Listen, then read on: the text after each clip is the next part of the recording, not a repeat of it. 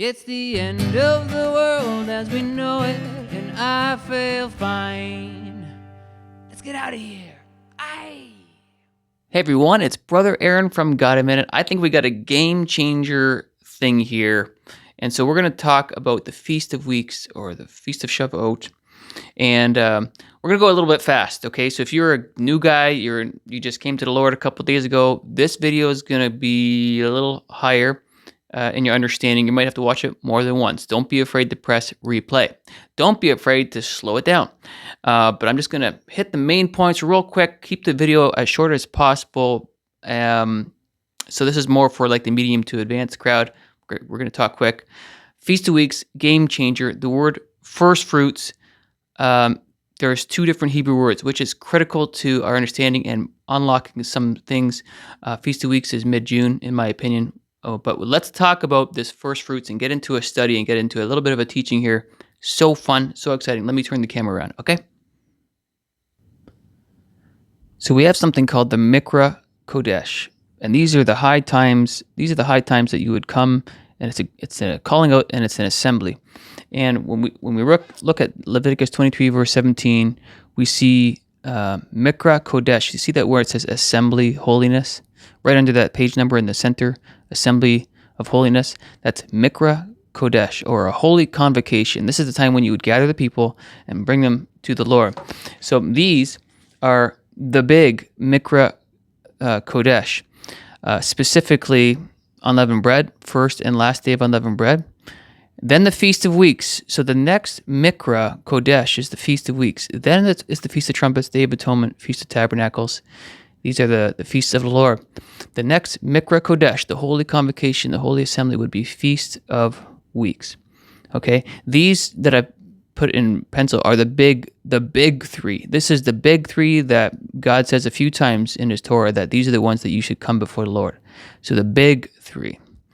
Now the big one, unleavened bread, was fully fulfilled when Christ came. Now, of course, God will always keep on fulfilling these feasts over and over and over again. But the big fulfillment, obviously, nobody's going to say that, Passover was fulfilled in any other way, primarily through the death of the cross. You know what I mean? So the death of the cross was the biggest fulfillment of Passover. But that doesn't mean He's not going to use it again for other things.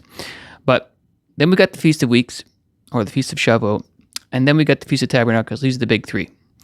So we're going to talk about the Feast of Weeks, and we're going to talk about the Firstfruits. So here we go. So we have the Firstfruits in Leviticus 23. When we're talking about the Firstfruits, I've got all these things here. And we have, I'm going to zoom in a bit. And when it's talking about the Feast of Firstfruits, well, right here, when it says, "Speak to the children of Israel and say to them, when you come into the land which I give to you and reap its harvest, then you shall bring a sheaf of the firstfruits of your harvest to the priest. He shall wave the sheaf before the Lord to be accepted on your behalf on the day after the Sabbath. The priest shall wave it." So Christ fulfilled the Feast of Firstfruits on Sunday, because that would be the day after the Sabbath. So there you go. He is the firstfruits. Now, this firstfruits, okay, pay attention here. This firstfruits is not the same Hebrew word as this firstfruits. This is a big deal. This is a game changer. The firstfruits in the Feast of Weeks is not the same word as the firstfruits when Jesus rose from the grave. Now, what is this word in Hebrew? Okay, so let's go and look at it, and we'll zoom out here. This word in Leviticus 23 verse 10, in the Feast of Firstfruits, when Jesus rose from the grave and was presented to, as a living, His soul and body came together, and He rose from that grave. This word is reshith, and it's H7225.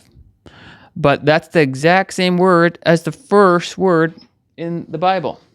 Okay, so I'm going to show you that. When you look at the Strong's number, you'll get to the same word right here, in the beginning. So take out that bet, which is the second letter, and you got rashit, in beginning, or in the beginning, in beginning. So take out that B, rashit, okay? So when we're talking about the feast of the first fruits, when Jesus rose from the grave and Mary saw him on that Sunday in the dark hours, that is Reshith. Well, here's a Resh, Aleph, Shin, Yod, and Tav. That's the Hebrew letters. It's the same word in Strong Concordance, H7225. So Bereshit, in the beginning, Genesis 1:1, is the same word that is used when Jesus is the first fruits for us. And he fulfills the first of the first fruits, or the feast of the first fruits. I'm sorry, I'm jumbling my words here. And so Reshith means the first in place, time, order, or rank, beginning, chief, principal, thing. Bereshit means in the beginning or in beginning. And that Bereshit, the root word of both of these words, comes from the word Rosh. And Rosh is a Resh, an Aleph, and a Shin. And that root word means the head, chief, principal, ruler. So Jesus had to rise on the Feast of First Fruits because he was the head, he is the chief, he is the principal, he is the ruler, he is the beginning and the end, and he is the first in place. So that's perfect. So what a perfect Hebrew word to use for the Feast of First Fruits, Reshith. But when we read our English translations, when you just read your English translations, you see first fruits here and you see first fruits here, but you lose all the special little gems. This is a game changer. So now let's go to the Feast of Weeks, which again, it's like sometime mid-June this year. We have H1061, and that's from Leviticus 23, verse 17. When it says first fruits, this means Bikur, way different than Reshith. It's not even close. Bikur is the first fruits of the crop. But that root word Bikur comes from the word Bakar. That's H1069. What does Bakar mean? Pay attention. What does Bakar mean? To burst the womb. To give the birthright. Make firstborn. Bring forth first child. Are you kidding me? That's what first fruits mean, to bring forth your child. Now your alarm bell should be going off. I wrote down some verses just to give you a basic understanding of all this. But what we're going to do is we're going to read the first of first fruits. And again, I told you that it was a mikra. This next feast, this Feast of Weeks, is the next mikra kodesh, the next holy convocation that the Father would bring in a harvest. Okay, that we are supposed to go before the Lord. That's the next one, the next holy convocation. So we certainly cannot skip this. And I like Ascension Day, right? You guys know that I like Ascension Day, but man, my attention has been drawn to this now because of this word bakar. Bring forth your first child. Wow. Okay, so let's just read it a little bit here, and we're going to Feast of Weeks here. We'll zoom in a bit, and you shall count for your selves from the day after the Sabbath, from the day that you brought the sheaf of the wave offering. 7 Sabbaths shall be completed. Count 50 days to the day after the 7th Sabbath. Then you shall offer a new grain offering to the Lord.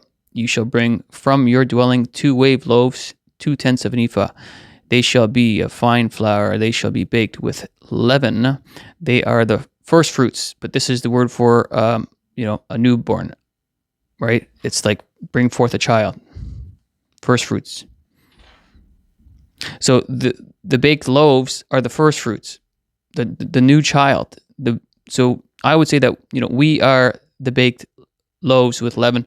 There's lots of different speculation, but let's read the next verse. And you shall offer with the bread 7 lambs of the first year. So when you offer the bread, it comes with the 7 lambs, but there's 7 churches in the book of Revelation, and there's 7 lampstands in the book of Revelation. And so the question here is, does the 7 lambs represent the covering over the 7 churches? That's what I'm interpreting here. But we're going to read on here, and we're going to see this word first fruits down here again. The priest shall wave them, the bread of the first fruits, that's that same word, bakar, as a wave offering before the Lord with the 2 lambs. So again, the lambs are covering the first fruits, right?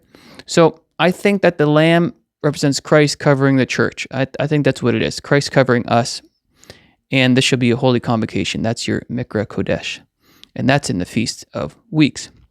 So I think that's amazing stuff. And so what we're going to do here is we're just going to skim these other verses that I've got presented here, because this ties in with a lot of other things. So Exodus 23, Exodus 34, Jeremiah 4, Jeremiah 30, Revelation 12, Leviticus 12, Numbers 14, Numbers 12. So let's just do a little jumping here. Let's just do a little jumping, and we'll hit those verses. So Exodus 23. Whoops, my thing just fell out here, but that's okay. Where are we? At Exodus 23:16. Now that you know that it's a Bikra word, not just any first fruits, and the feast of harvest, first fruits of your labor which you have sown in the field, and the feast of ingathering at the end of the year, when you have gathered in the fruit of your labors 3 times a year, your male shall appear before the Lord. You shall not offer the blood of my sacrifices with leavened bread, nor shall the fat of my sacrifices remain until morning. The first of the first fruits, this bakar word, of your land, you shall bring into the house of the Lord your God. Bring into the house of your God. You shall bring into the bet, the house. We're waiting to be brought into the house. We are waiting to be the male child caught up, right? So you bring the first fruits into the house of the Lord. Well, it says something very similar to that in Leviticus 34, and that's, let's just read specifically 26 here. Exodus 34:26. The first of the first fruit, that's that bakar word, okay? Bakur or bakar. So again, bring forth the first child to burst out of the womb, the first of the one that comes out of the womb of your land, you shall bring to the house the bet of the Lord your God. You shall not boil a young goat in its mother's milk. I read something on that. That's a whole other conversation. But basically, don't reuse stuff from last year. That's it's like an idiom saying just bring me the finest, the best. But you know how I said bring the stuff into the house of the Lord? Well, that the only difference between Rashith and this is the bet. The bet's here, no bet here. But that's what you do over here is you bring the sheaf into the house of the Lord. But look how this is the visual of a bakar. There's your bet, there's your kaf, and there's your resh. This looks like wheat bent over. This looks like a hand or a sickle harvesting the wheat and bringing it to the bet. Isn't that something? I love that too. Okay, Jeremiah verse 4, verse 31. Hopefully I got a paper clip in here. There it is, Jeremiah. Oh, I don't have a paper clip. Maybe I do. Maybe I don't. I don't. Okay, maybe it fell out. What was it? Jeremiah 4:31. Okay, zoom in. For I have heard a voice as of woman in labor, the anguish as of her who brings forth her first child. That word first child is that bakar word, right? So we're talking about a woman in labor here. It's the same word. It's the bakar word. It's the first child, a woman in travail, right? Okay. Well, that's good. What else does Jeremiah say when it's talking about Jacob's trouble? Let's read it. Jeremiah 30, verse 6. Ask now and see whether a man is ever in labor with child. So why do I see every man with his hands on his loins like a woman in labor? And all faces turn pale. Alas, for that day is great, so that none is like it. And it is the time of Jacob's trouble, but he shall be saved out of it. So there's a woman in labor analogy. Okay. Revelation 12. Classic. Revelation 12, verse 4.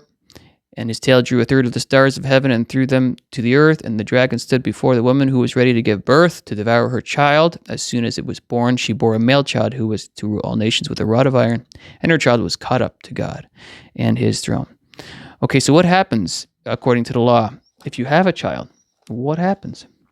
Let's go back to Leviticus chapter 12, verse 2. And here we go. If you have a male child, verse 2, if a woman has conceived and born a male child, then she shall be unclean 7 days. And as the days of her customary impurity, she shall be unclean. So if Israel spiritually has a male child, which basically is, that's what it says, woman in travail, then she's unclean for 7 days. Okay, but what does God think about 7 days? God tells us that it's a day for a year when it comes to rebellion, and Israel as a whole is in rebellion. And so in Numbers 14:34, according to the number of the days in which you spied out the land, 40 days for each day, you shall bear your guilt 1 year, namely 40 years, and you shall know my rejection.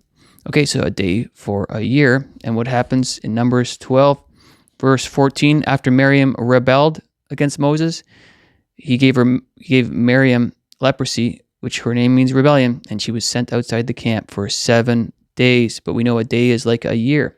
So the summary is here. Here's the big summary here. There's the first fruits of Christ, but that means Rashit. It means the same word as the beginning of the Bible, which means Rosh. So Jesus, who is the Rosh, who is the head, who is the chief, principal, ruler, rose on the feast called Rashith, which means Bereshit. So Jesus fulfilled that. He fulfilled that on a Sunday. That's the day after Sabbath. But this one is a whole entirely different word. It's Bekur, which comes from the root word Bakar, which is to burst forth the womb, to give the birthright, make firstborn, bring forth first child. Exodus 23 says you bring the Bakar into the house of God. You bring the firstborn child into the house of God. Exodus 34 says on this feast, you bring the first child into the house of the Lord. Jeremiah 44:31, same word, talks about a woman in travail. Jeremiah 30 talks about a woman in travail before Jacob's trouble. Revelation 12 talks about a woman giving birth to a male child. Leviticus 12 says if you have birth to a male child, you're unclean for 7 days. But in God's vocabulary, 7 days is 7 years. And if you are in rebellion to God for 7 years, you must stay outside the camp. In Leviticus chapter 8, verse 30, the priests go into the temple for 7 days as they're getting consecrated. And so here we have a fantastic feast for a rapture. We have an incredible feast right around the corner for a potential rapture. Now, the day of it, it's 50 days from a Sunday, so it's going to fall on a Sunday. I picked June 16th, I think, because that just fits pretty good. But I might revisit that and see what day it actually should fall on. But for now, let's just pencil in June 16th for a Feast of Weeks. I don't know if this is going to be the timing of the rapture. I never know. I am always speculating. But, if Christ died in 30 or 31 AD, and I think that he did, certainly one of those. I've been suggesting 31 recently. But especially if he died in 30 AD, then I think that we would be gone within the next 6 months. And if he died in 31 AD, then it could go as late as a year and a half from now, but it could still be this year. And so I think we have a lot of reason to think that it's this year in this season. And like I said, the Feast of Weeks is the next Holy Convocation. It's the next Mikra Kodesh, Holy Convocation. Okay, it's the next time of gathering. And like I said, it's the big three. It's the big three. It's God's big three when you are supposed to appear before the Lord. And remember, here we go. We got a bet, we got a cough, we got a resh, house, hand, resh, that looks like a wheat, that looks like a hand or a sickle, and that looks like a house. Bringing the firstborn into the house. Wow. And there's so many more things we can talk about. The firstborn are dedicated to the Lord and everything like that. And we, in general, the only thing that can really please the Lord, according to Hebrews, is at 11 or 12. It's our faith. It's our faith in Him that is well-pleasing to the Lord. And the cream of the crop, however you say that, the best of the best is those who fully trust in God, who fully trust that Jesus died for their sins. That's the best of the best. You can't offer anything else more than your faith in Him and a contrite heart and a heart that loves Him with all your heart. So I pray that this blesses you. So I guess it's safe to say I'm looking at mid-June for now until further notice. But let me know what you think. We are certainly one day closer either way. I hope to see you in the clouds very soon. Go, Jesus, go.